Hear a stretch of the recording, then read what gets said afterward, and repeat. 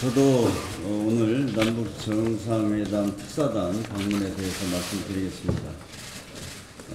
특사단이 완전한 비핵화, 항구적 평화 달성을 위한 귀한 성과를 가지고 귀환하기를 기대합니다.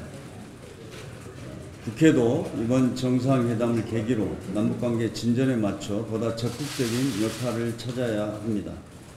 과거 역사를 보면 남북관계 개선에 보수와 진보의 구분은 없었습니다.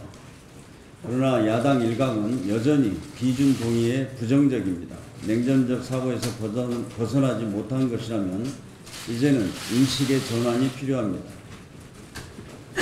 1972년 박정희 정부에서 7.4 남북 공동성명을 발표했고 1991년 노태우 정부에서 남북 기본 합의서를 주고받았습니다.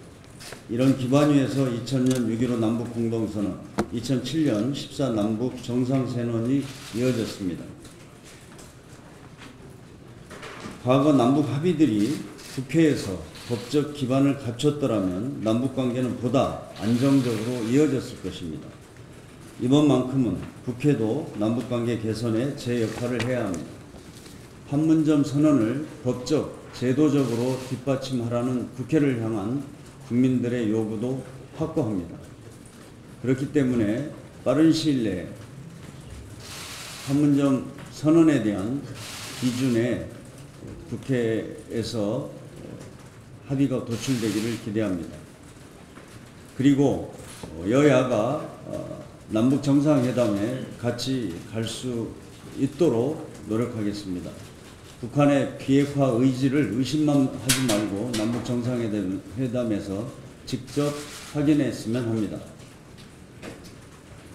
여야가 함께 국회를 대표해서 남북 정상회담에 갈 것을 다시 한번 요청드립니다. 한미 FTA 개정 협상 결과가 지난 3일 공개되었습니다.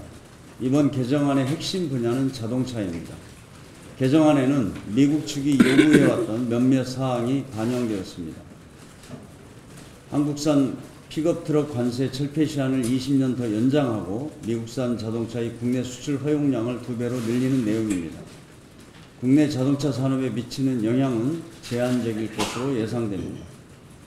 이번 개정안은 미국의 강화되고 있는 보호무역 규제에 대한 방어막이 될 것입니다. 미국 정부는 국가 안보를 지킨다는 명목으로 지난 5월부터 수입 자동차와 부품에 대해 무역 확장법 232조 적용을 검토하고 있습니다. 자국 자동차 산업에 위험이 된다고 판단되는 국가의 자동차 수출에 대해 최고 25%의 관세 폭탄을 부과하겠다는 것입니다. 한미 FTA 개정은 국내 자동차 업계가 무역 확장법 232조에 무방비로 노출될 가능성을 줄이게 되었다는 점에서 큰 의미가 있습니다. FTA 개정안에 미국 측 요구를 충분히 수용함으로써 자동차 분야에서 무역 불균형이 없음을 미국 정부에 이해시킬 명분을 갖추었습니다. 최근 미국이 멕시코와 잠정 합의한 나프타 개정안과 비교할 때 한미 FTA 개정 협상의 성과도 많습니다.